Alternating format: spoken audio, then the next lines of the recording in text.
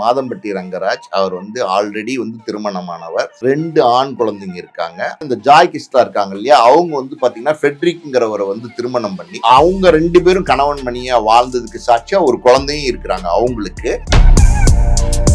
2 பேரும் பழகுறாங்க. 2 பேருக்குள்ள ஒரு காதல். அது எப்படி நம்ம சொல்றது இல்ல, காதல்னு சொல்றதா கன்றாவின்னு சொல்றதா எப்படி வேணா எடுத்துக்கலாம். அந்த 2 பேருக்கும் ஒரு பழக்கம் ஏற்பட்டு அந்த 2 பேரும் பாத்தீங்கன்னா லிவிங் டுகெதர் ரிலேஷன்ஷிப்ல வர்றாங்க. மாதம்பட்டி ரங்கராஜ் ஜாய் கிஸ்லாட்ட சொல்றாரு, உன்னுடைய கணவர் ஃபெட்ரிக்க நீ விவகாரத்து பண்ணிரு, நான் உன்னை திருமணம் பண்ணிக்கிறேன். ஜாய் கிஸ்லா மாதம்பட்டி ரங்கராஜுக்கு நடந்த அந்த 2ஆம் திருமணம் கோயில நடந்துச்சு இல்லையா, அந்த கோயில நடந்த அந்த 2ஆம் திருமணமே சட்டப்படி செல்லாத திருமணம். மாதம்பட்டி ரங்கராஜனுடைய 2வது மனைவி அப்படின்ற சட்டப்பூர்வ அங்கீகாரத்தை பெறவே முடியாது. அவங்க என்னதான் இருந்தாலும் இல்லிஜிட்டிமேட் மனைவி தான். அந்த குழந்தைக்கு சொத்து இருக்கு பாத்தீங்களா, அது மாதம்பட்டி ரங்கராஜனுடைய சொத்துக்கள்ல சம உரிமை அந்த குழந்தைக்கு உண்டு. இந்த ஜாய் கிஸ்லாவை ஏமாத்தினார் அப்படிங்கிற ஒரு கவுன்ஸ். அதாவது எப்படி ஏமாத்தினார் அப்படின்னா, இது நீண்டுகிட்டே போகும், அது ஜெயில் தண்டனை வரைக்கும் போகும். அது 10 ஆண்டு சிறை தண்டனை கூட மாதம்பட்டிக்கு வரதுக்கு வாய்ப்பு இருக்கு. ரெட்ரோ மீடியா நேயர்களுக்கு வணக்கம். இந்த ஒரு இன்ட்ரெஸ்டிங்கான கான்வர்சேஷன்ல நம்ம கூட ஆஸ்கார் மூவிஸ் ப்ரொடியூசர் பாலாஜி பிரபு சார் இருக்காரு. சார் வணக்கம் சார். வணக்கம், வெல்கம் டு ரெட்ரோ மீடியா. சமீபத்தில் ஜாய் கிருசல்லா ரொம்ப சந்தோஷமா ஒரு அனௌன்ஸ்மெண்ட் கொடுத்துருக்காங்க. என்னுடைய குழந்தையுடைய தந்தை மாதம்பட்டி ரங்கராஜன் தான், டிஎன்ஏ டெஸ்ட் அஃபீஷியலா அவர் தான் அப்பான்றது தெரிய வந்துருச்சுன்றதை ஷேர் பண்ணியிருக்காங்க. இது எல்லாருமே இத்தனை நாளா ஜாய் போராடிக்கிட்டே இருந்தாங்க, அவங்களுக்கான வெற்றி அப்படின்னு ஒரு பக்கம் சொல்றாங்க.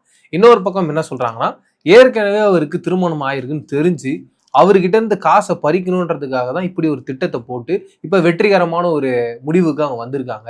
இதன் மூலமா அவங்களுக்கு பெரிய காம்பன்சேஷன் கிடைக்கும், அதுக்காக தான் அவங்க இவ்வளவு பெரிய சூழ்ச்சி வலையை விரிச்சிருக்காங்க அப்படின்றத பேசுறாங்க சார். இந்த 2 தரப்புலையும் நீங்க எந்த தரப்புல நியாயம் இருக்கிறதா நீங்க பாக்குறீங்க சார்? உங்களுடைய கருத்துக்களை சொல்லுங்க சார். 2 தரப்புலையுமே நியாயம் இல்லைங்கிறது தான் என்னோட வாதம். அதாவது பாத்தீங்கன்னா, தெளிவா பேசணும் அப்படின்னா, மாதம்பட்டி ரங்கராஜ் அவர் ஆல்ரெடி திருமணமானவர். சுதீன்னு ஒரு மனைவி இருக்காங்க, 2 ஆண் குழந்தைங்க இருக்காங்க. அது அவருடைய லைஃப். இந்த பக்கம் பாத்தீங்கன்னா, இந்த ஜாய் கிஸ்லா இருக்காங்க இல்லையா, அவங்க பாத்தீங்கன்னா ஃபெட்ரிக்ங்கிறவரை திருமணம் பண்ணி, பொன்மகள் வந்தாள் அப்படிங்கிற ஒரு படத்தோட டைரக்டர் திருமணம் பண்ணி அவங்க 2 பேரும் கணவன் மணியா வாழ்ந்ததுக்கு சாட்சியா ஒரு குழந்தையும் இருக்கிறாங்க அவங்களுக்கு.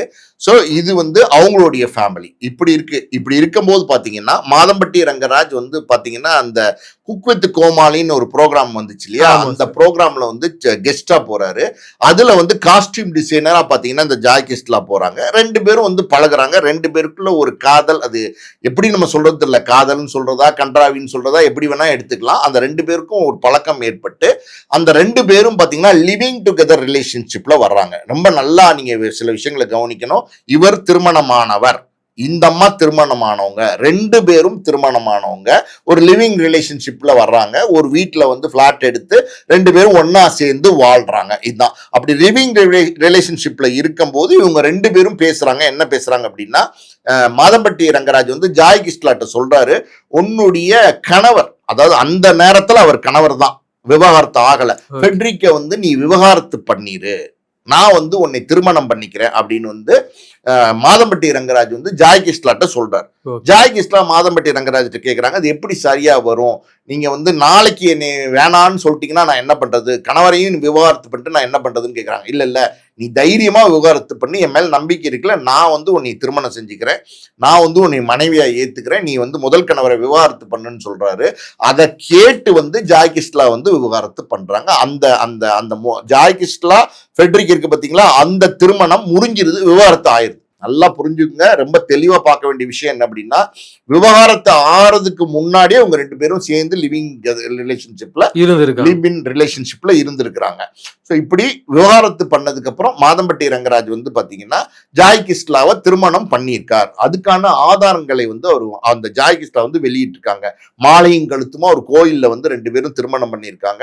அதுக்கப்புறம் ஜாய் கிஸ்லா மாதம்பட்டி ரங்கராஜ் 2 பேரும் நெருக்கமா இருக்கிற சில புகைப்படங்கள், அந்யோன்யமா இருக்கிற சில புகைப்படங்கள் புகைப்படங்களையும் பாத்தீங்கன்னா ஆதாரங்களா வந்து ஜாய் கிருஷ்ணா வெளியிட்டு அவங்க என்ன குற்றச்சாட்டு சொல்றாங்க, கமிஷனர் ஆபீஸ்ல கம்ப்ளைண்ட் கொடுக்குறாங்க. இந்த மாதிரி மாதம்பட்டி ரங்கராஜ் அந்த சமையல் கலைஞர் என்னை வந்து திருமணம் பண்ணிக்கிட்டாரு, 2வது மனைவியா என்னை வந்து ஏத்துக்கிட்டாரு, என்னை வந்து இப்போ வந்து தவிக்க விட்டுட்டாரு, என் வீட்டுக்கு வர்றதில்லை, என்னை வந்து ஒரு கண்டுக்காம அவர் வந்து இன்னைக்கு வந்து என் வீட்டுக்கே வராம அவர் வாட்டில் இருந்துகிட்டு இருக்காரு. அதனால வந்து என் வயிற்றுல ஒரு குழந்தையும் வளருது. அன்னைக்கு வந்து வயிற்றுல 6 மாச குழந்தை, அவர் குழந்தையும் வளருது. அந்த குழந்தை வந்து மாதம்பட்டி ரங்கராஜோட குழந்தை தான்.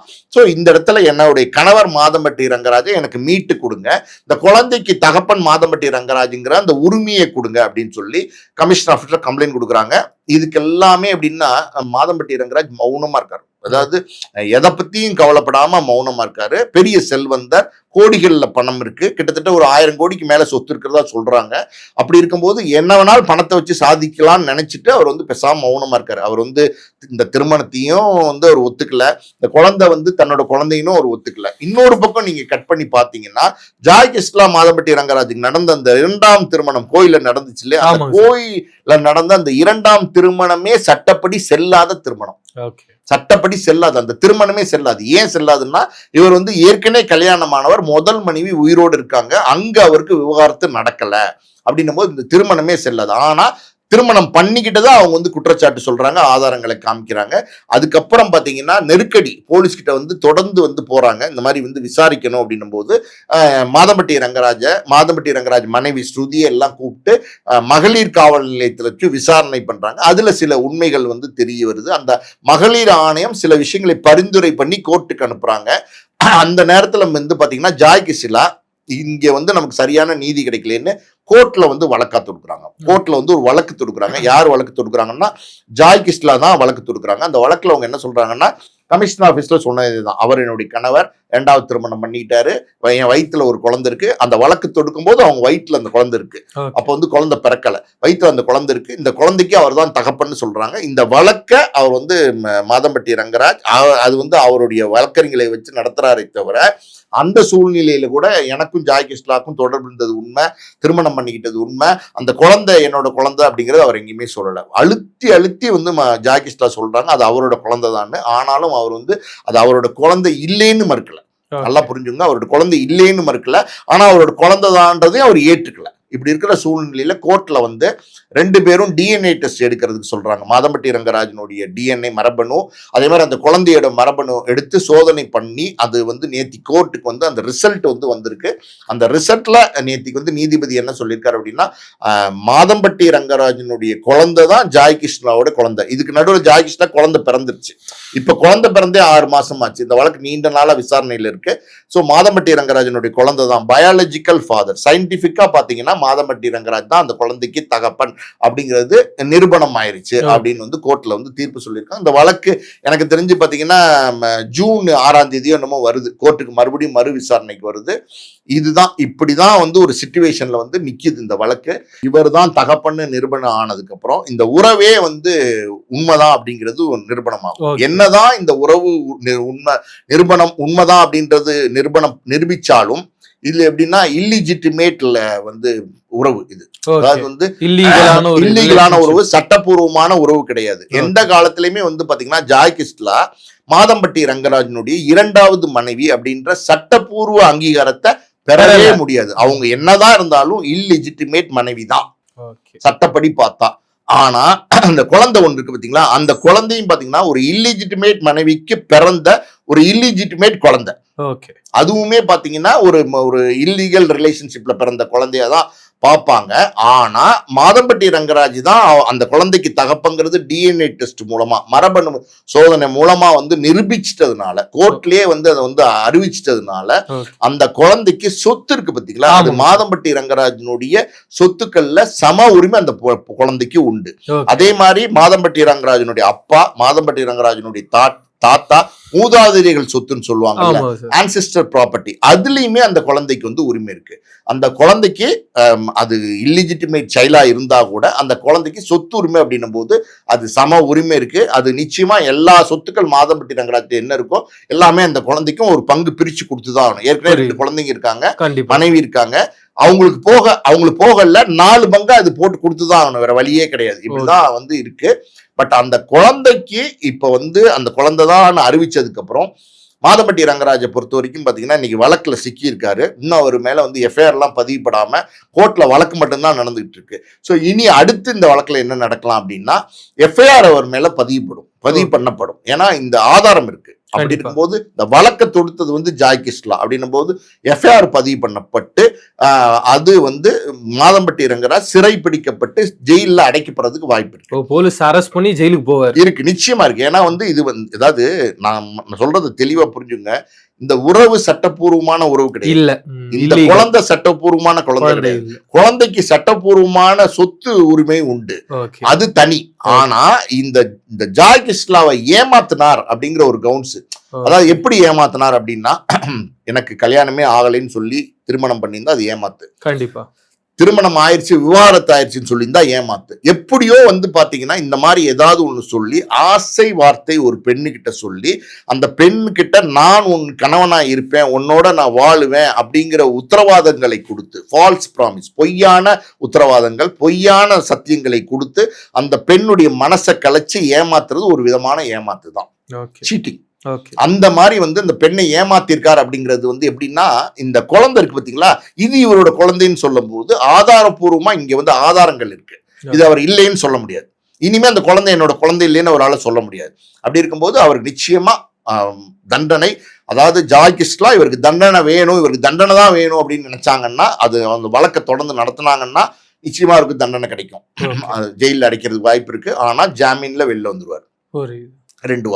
2 வாரத்துல ஜாமீன்ல வெளியில வந்து இந்த வழக்கை மாதம்பட்டி ரங்கராஜ் நடத்தினார்னா இந்த வழக்கு கிட்டத்தட்ட 4 வருஷம் போகலாம், 5 வருஷம் போகலாம், 7, 8, 10, 20 வருஷம் கூட போகலாம். அந்த வழக்கு சிவில் நேச்சர் வழக்கு மட்டும் இல்லாம இது வந்து ஒரு சிவில் அண்ட் கிரிமினல் ரெண்டும் கலந்த மாதிரியான ஒரு வழக்கா இருக்கிறதுனால இந்த வழக்கு நீண்டுகிட்டே போகும். பலவிதமான ஆதாரங்களை வந்து அவர் வந்து கொடுப்பார், அவர் சைட்ல இருந்து ஜாய் கிருஷ்ணா கொடுப்பாங்க. இது வந்து எப்படின்னா ரெண்டுமே கலந்த ஒரு வழக்கா போறதுனால நீண்ட காலம் இந்த வழக்குல பிடிக்கும். ஒரு கிரிமினல் வழக்கே இருந்தா கூட கோர்ட்டுக்கு போய் அதை டிஃபெண்ட் பண்றதுன்னு இருக்கு. ஒரு எதிராளி ஒரு வழக்கு ஒருத்தவங்க தொடுக்குறாங்க, அந்த எதிராளிக்கு நீங்க எப்படி பதில் கொடுக்குறீங்க பொறுத்தா அந்த வழக்கு நீண்டுகிட்டே போகும். நீங்க வந்து சரியான பதில் கொடுத்துக்கிட்டே வந்தீங்கன்னா காலதாமதப்படுத்தலாம். அதுக்கு ஒரு உதாரணம் நம்ம சொல்லணும். சரியான உதாரணம் தமிழ்நாட்டுக்கு மக்களுக்கு தெரிஞ்ச உதாரணம் அப்படின்னா சரவணபவன் அண்ணாச்சி, ராஜகோபால் அண்ணாச்சி இருக்கார் இல்லையா, அவர் வந்து பாத்தீங்கன்னா அந்த ஜீவஜோதிங்கிற பெண் மேல ஆசைப்பட்டு அந்த ஜீவஜோதி உடைய கணவரை வந்து அவர் கொலை செய்து கொடைக்கானல் மலையில வந்து ஆட்களை வச்சு உருட்டி விட்டுட்டாரு. அது வந்து உண்மைகள் கண்டுபிடிக்கப்பட்டு விசாரணையில வந்து இதை செய்ய சொன்னது A1 குற்றவாளி ராஜகோபால் அண்ணாச்சி தாங்கிறத வந்து தெரிஞ்சு அவரை வந்து கைது பண்ணி சிறையில் அடைச்சாங்க. அன்னைக்கு சிறையில இருந்து ஜாமீன்ல வெளியே வந்தாரு. அதுக்கப்புறம் தொடர்ந்து அந்த வழக்கு நடத்தினார். அதாவது சென்னை கோர்ட்ல, அதுக்கப்புறம் பெஞ்சு, அப்பீல், சுப்ரீம் கோர்ட்டு, அது இதுன்னு நடத்திட்டே இருந்தாரு. கிட்டத்தட்ட 20 வருஷத்துக்கு மேல அந்த வழக்கை வந்து அவருடைய சாமர்த்தியத்தால பணபலத்தை வச்சுக்கிட்டு நடத்திக்கிட்டே இருந்தாரு. காலத்தை நீட்டிக்கிட்டே கொண்டு போயிட்டு இருந்தாரு. ஆனா கடைசியில என்னாச்சு அப்படின்னா ராஜகோபால் வந்து குற்றவாளி, அவருக்கு ஆயுள் தண்டனை அப்படின்னு சொல்லி தண்டனை வந்து அவருக்கு வழங்கப்பட்டது. அந்த வழங்கப்பட்ட அன்னைக்கே பாத்தீங்கன்னா அவர் ஹாஸ்பிட்டல்ல போய் அட்மிட் ஆனாரு. அன்று இரவே வந்து பாத்தீங்கன்னா அவர் இறந்தும் போயிட்டார். மொத்தத்துல வந்து தப்பு செஞ்சாரு, ஆனா வெளியிலே தான் இருந்தாரு. அந்த தண்டனை அவர் கொடுக்கும் போது அவர் இல்ல, இறந்து போயிட்டார். இறந்து போனவருக்கு நீங்க எப்படி தண்டனை கொடுக்க முடியும்? அது அந்த கேஸ் அப்படி க்ளோஸ் ஆச்சு. எதுக்கு சொல்றேன்னா கேஸை நீட்டிக்கணும்னு நினைச்சீங்கன்னா நீட்டிச்சுட்டே போகலாம். அதே மாதிரி வந்து ஜாய் கிருஷ்ணாவுடைய வழக்கை நடத்தணும்னு நினைச்சா மாதம்பட்டி ரங்கராஜ் நடத்தலாம். ஆனா கடைசியில வந்து பாத்தீங்கன்னா எந்த சுப்ரீம் கோர்ட் போனா கூட மாதம்பட்டி ரங்கராஜ் குற்றவாளியா தான் வந்து நிரூபணம் செய்யப்படுவார். ஏன் அப்படின்னா குழந்தை இருக்கு சாட்சிக்கு, 2 பேரோட உறவு இருந்ததுனால அந்த குழந்தை வந்திருக்கு. அந்த குழந்தைக்கு இவர் தானே தகப்பன். அது லெகுவான சாட்சி, ஈஸியான ஒரு சாட்சியமா அது இருக்கிறதுனால அவர் வந்து குற்றவாளியா வந்து அவர் அறிவிப்பாங்க. அப்படி அறிவிச்சா 10 ஆண்டுகள் ஜெயிலுக்கு போகணும் மாதம்பட்டி ரங்கராஜ். இந்த மாதிரி தவறுகளுக்கு பெண்ணை ஆசை வார்த்தை காமிச்சு திருமணம் செஞ்சுக்கிறேன் அப்படின்னு ஏமாத்தி கல்யாணம் பண்ணிக்கிறேன் அப்படி இப்படிலாம் சொல்லி பண்ணா 10 ஆண்டுகள் ஜெயில் கொடுப்பாங்க. ஸோ மாதம்பட்டி ரங்கராஜ் இந்த இடத்துல என்ன பண்ணுவார் அப்படின்னா இப்போ வந்து இது மத்தியஸ்தம் பண்ணுவாங்க. மாதம்பட்டி ரங்கராஜ் சைட்ல ஒரு முக்கியமான ஆட்கள், ஜாய் கிருஷ்ணா சைட்ல முக்கியமான ஆட்கள், 2 பக்கம் வழக்கறிஞர்கள் இருப்பாங்க. இவங்கெல்லாம் வந்து ஒரு மத்தியஸ்தம் பேசுவாங்க. என்ன வேணா இருக்கலாம், அதான் out of the court settlement சொல்லுவாங்க. இந்த மாதிரி வந்து உங்களுக்கு என்ன வேணும் அப்படின்னா எனக்கு மாதம்பட்டி ரங்கராஜோட வாழணும் அப்படின்னு சொன்னா அது வந்து கொஞ்சம் கஷ்டம். அதாவது முதல் மனைவி வந்து கேஸ் கொடுத்துட்டாங்கன்னு வச்சுக்கோங்க. முதல் மனைவி இது வரைக்கும் மௌனமா இருக்காங்க. முதல் மனைவி ஒரு கேஸை கொடுத்தாங்கன்னா மாதம்பட்டி ரங்கராஜ், ஜாய் கிருஷ்ணா 2 பேருமே கைது பண்ணிடுவாங்க. சோ அப்படி ஒரு சிக்கல் இருக்கு. அதனால வந்து அந்த மாதிரி வந்து சொல்லும் போது அது ஒத்துக்கிறாரா அப்படிங்கிறது ரொம்ப கஷ்டம். அப்படி அவரே ஒத்துக்கணும்னு நினைச்சா கூட முதல் மனைவி ஒத்துக்கணும். இன்னொரு மனைவி இருக்கிறதுக்கு முதல் மனைவி சம்மதிக்கணும். முதல் மனைவி எதிர்ப்பு தெரிவிக்க கூடாது. இதெல்லாம் நிறைய விஷயங்கள் இருக்கு. அதனால இது மாதிரியான வழக்குகள் பொதுவா என்னன்னா, நான் வந்து ஒரு 100 கோடி ரூபா கொடுத்துட்றேன், ஒரு 50 கோடி ரூபா கொடுத்துட்றேன், இல்லை ஒரு 30 கோடி ரூபா கொடுத்துட்றேன், இது அப்படியே இதை முடிச்சிடலாம், நீ இந்த குழந்தைக்கு தேவையானது எல்லாமே தரேன், குழந்தைக்கு தேவையான சொத்து ஆட்டோமேட்டிக்காவே சட்டப்பூர்வமாகவே வரும், அதெல்லாம் நான் தந்துடுறேன், நான் எதுவுமே உனக்கு தொந்தரவு பண்ணல, குழந்தை படிப்புல இருந்து எல்லா விஷயத்துக்கும் நான் தரேன், உன்னுடைய வாழ்வாதாரத்துக்கு பணம் தரேன் அப்படின்னு சொல்லி ஒரு செட்டில்மெண்ட் மாதிரி பேசி இதை அமைதிப்படுத்த பார்ப்பாங்க, சாந்தப்படுத்த பார்ப்பாங்க. பல வழக்குகள் இப்படிதான் முடிஞ்சிருக்கு. இப்படி வந்து அந்த வழக்குகள் முடியாத சூழ்நிலையில வந்து பாத்தீங்கன்னா இது நீண்டுகிட்டே போகும். அது ஜெயில் தண்டனை வரைக்கும் போகும். அது வந்து 10 ஆண்டு சிறை தண்டனை கூட மாதம்பட்டிக்கு வர்றதுக்கு வாய்ப்பு இருக்கு. ஸோ இதை அவர் வந்து கண்டெஸ்ட் பண்ணணும், அதான் நடத்தணும்னு நினைச்சு எதிர்த்து நடத்தினார்னா மன உளைச்சல், பண விரயம், ஃபேமிலிக்குள்ள பிரச்சனைகள் எல்லாமே நீண்டுகிட்டே போகும். அத மாதிரி இருக்கிற சூழ்நிலையில் நீள விடாம இதை செட்டில் பண்ணி முடிக்கிறது தான் வந்து நல்லது. பஞ்சாயத்து தான் சரியான, பஞ்சாயத்து தான் சரியாது. அவுட் ஆஃப் த கோர்ட்னு சொல்லுவாங்க, பஞ்சாயத்துன்னு சொல்ல முடியாது, out of the court settlement சொல்லுவாங்க. அது பண்ணிக்கிட்டா நல்லது. ஒரு அக்ரிமெண்ட் பாடி போட்டு எம்ஓஇன்னு சொல்லுவாங்க, எம்ஓஏன்னு சொல்லுவாங்க, மெமரண்டம் ஆஃப் அண்டர்ஸ்டாண்டிங்னு சொல்லுவாங்க, அதை போட்டு முடிச்சிருவாங்க. இது மாதிரி சூழ்நிலை. பட் எது எப்படி இருந்தாலும், அதாவது அந்த குழந்தைன்னு ஒண்ணு இருக்கு பார்த்தீங்களா, அது வந்து ஒரு இப்பதான் பிறந்த ஒரு குழந்தை, அது தெரியுமா, அப்பா தெரியுமா, அம்மா தெரியுமா, யாருன்னு தெரியுமா, உலகம் தெரியுமா, எதுவுமே தெரியாது. அந்த குழந்தை ஒண்ணு பச்சை குழந்தைங்கிறது, அந்த நீங்க 2 பேரும் தப்பா வந்து இருந்தது, உங்க உறவு தப்பானதா இருக்கலாம், சட்டப்பூர்வமா செல்லாததா இருக்கலாம், என்ன வேணா இருக்கலாம். ஆனா உங்க 2 பேருக்கும் ஒரு குழந்தை பிறந்திருக்கு அப்படின்னும் போது அந்த குழந்தையை நீங்க தள்ளாட விடுறது வந்து சரி கிடையாது. இப்ப அந்த குழந்தை வயிற்றுல இருக்கும் போது அப்பா யாருன்னு தெரியாமே தான் இந்த குழந்தை வளருது. அவங்க சொல்றாங்க அப்பான்னு, ஆனா யாரா இருந்தாலும் ஒரு பெண் தான் வந்து இவன் தான் அவங்க அப்பான்னு அடையாளம் காட்டணும்.